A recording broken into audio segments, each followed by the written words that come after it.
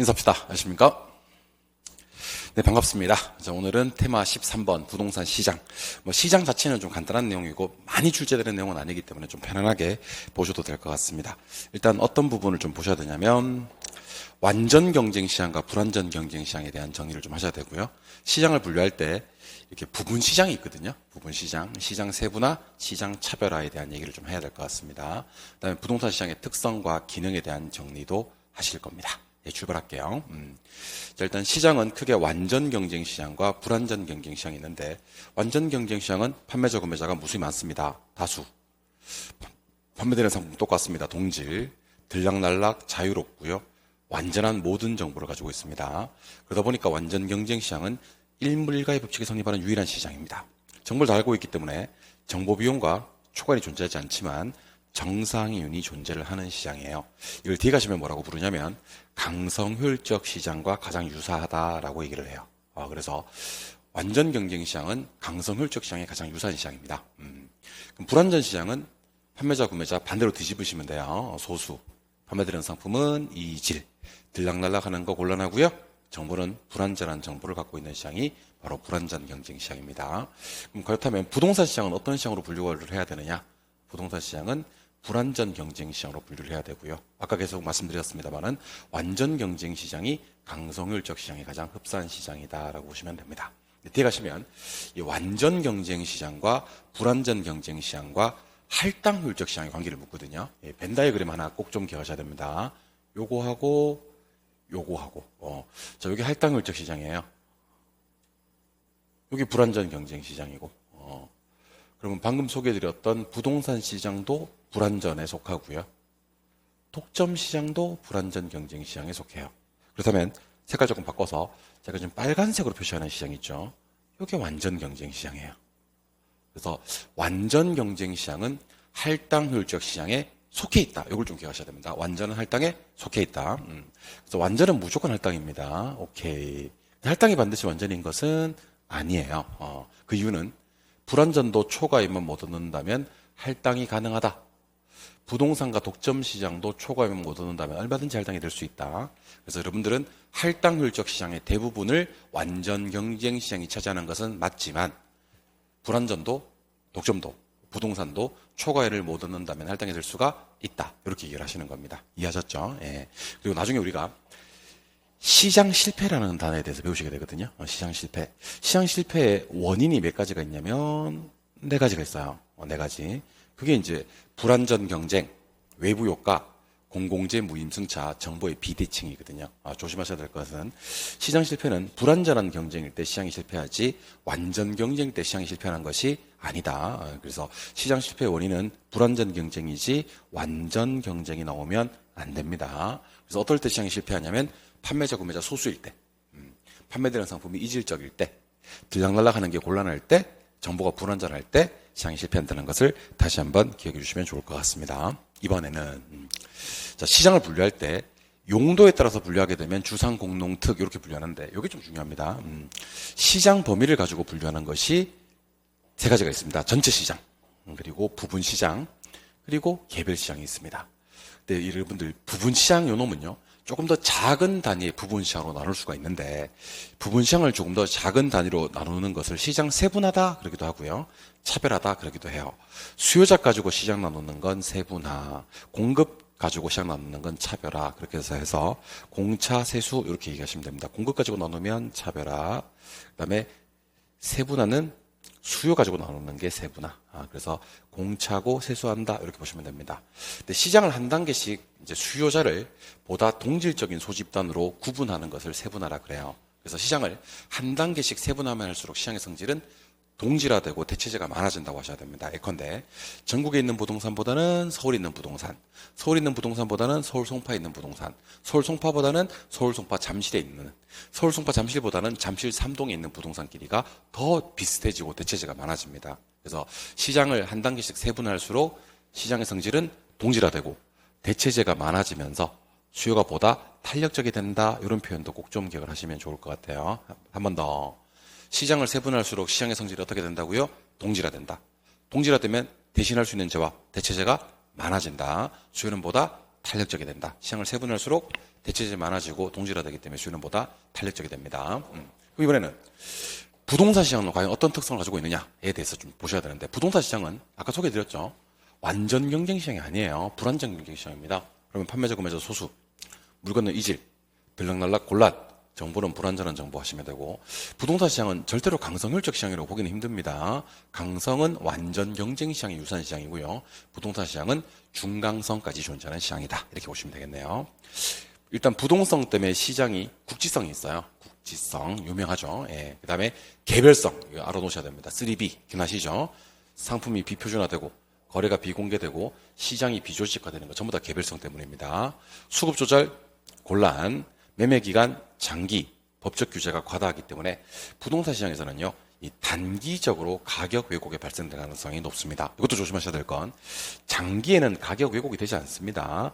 단기적으로 가격이 왜곡된다는 거 기억을 하시기 바랍니다. 그래서 혹시 매매 기간을 물었을 때는 장기성이고요. 가격 왜곡 앞에는 단기가 나와야 된다는 것도 기억을 하시기 바랍니다. 그러니까 사고 파는 데 걸리는 기간은 뭐하고 길고, 언제 가격 왜곡이 발생할 수 있다고요? 단기적으로 가격 왜곡이 발생할 수 있다까지를 기억해 주시면 좋을 것 같습니다. 자, 그러면 여기까지 대표 기출 문제를 풀면서 한번 내용 정리를 해보도록 할게요. 1번 문제.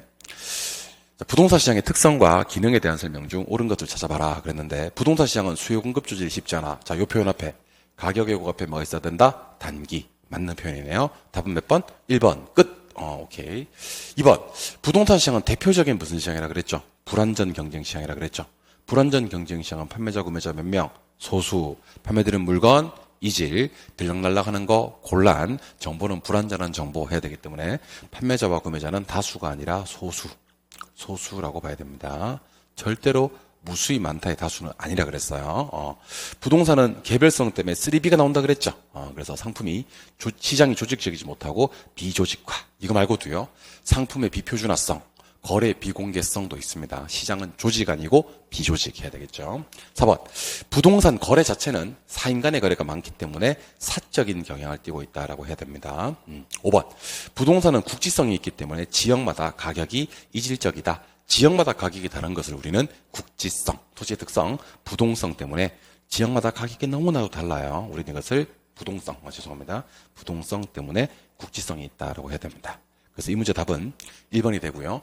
2번부터 틀린 거 고쳐서 한번 읽어보겠습니다. 부동산 시장은 불완전하기 때문에 판매자, 구매자 소수요.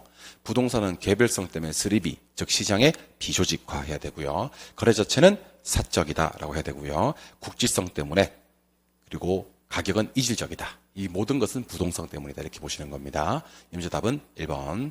오케이. 2번. 부동산 시장에 대한 설명이다. 틀린 것을 찾아봐라 하는 문제입니다. 자, 부동산 시장은 가격의 왜곡 현상이 발생할 수가 있습니다. 조금 더 자세하게 표현하면 단기적으로라는 표현을 쓰면 더 좋습니다. 정보가 비대칭적입니다. 오케이.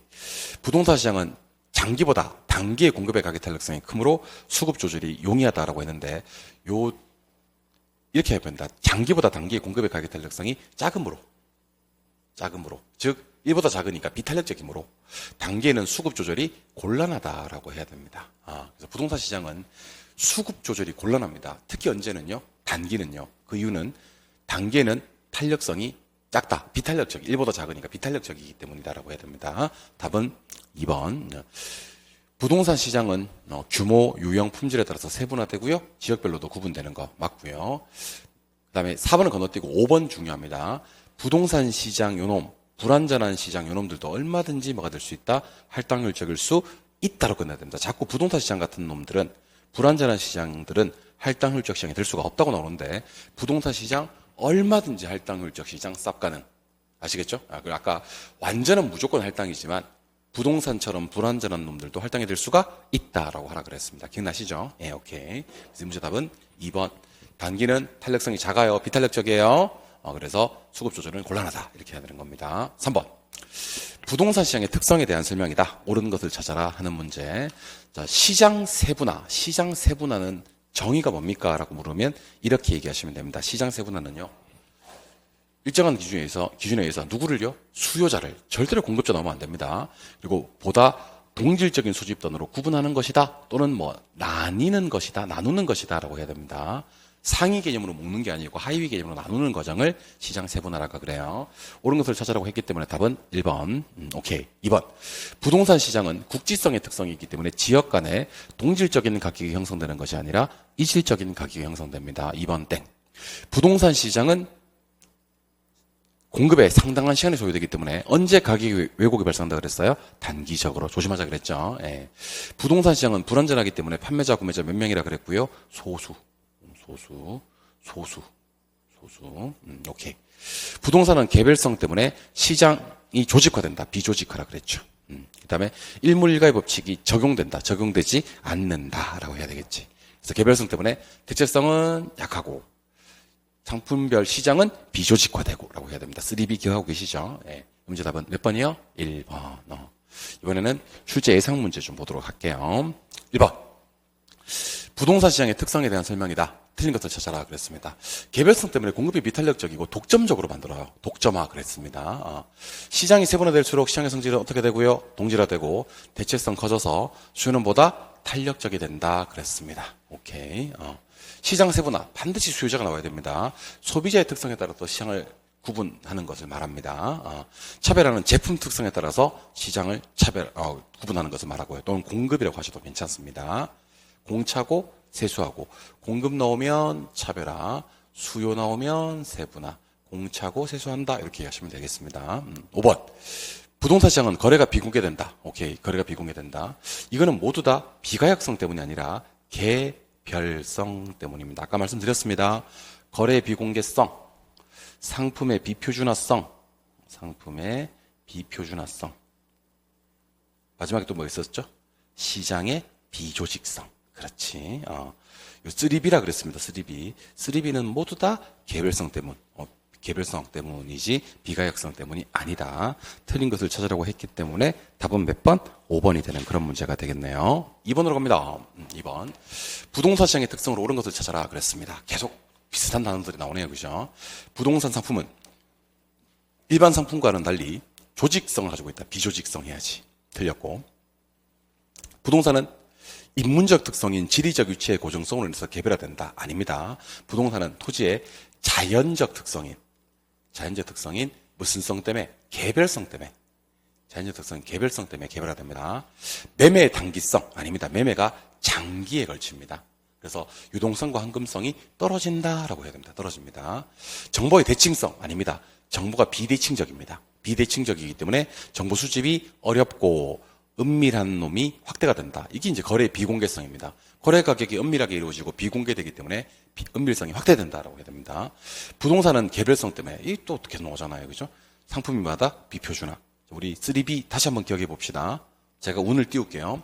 개별성 때문에 거래는요 비공개, 상품은요 비표준화, 시장은요 비조직. 한 번 더. 거래 비공개, 상품 비표준화, 시장 비조직. 이렇게 해서 부동산 시장에 대한 얘기를 하시면 됩니다. 부동산 시장은 아주 간략하게 개념 접근을 시도하시면 되는 그런 내용입니다. 이렇게 해서 13번 테마는 모두 마무리했고요. 우리 조금 쉬셨다가 바로 14번 테마 효율적 시장으로 가서 내용 정리하는 시간 갖도록 하겠습니다. 효율적 시장 곧 찾아뵙도록 하겠습니다. 쉬겠습니다.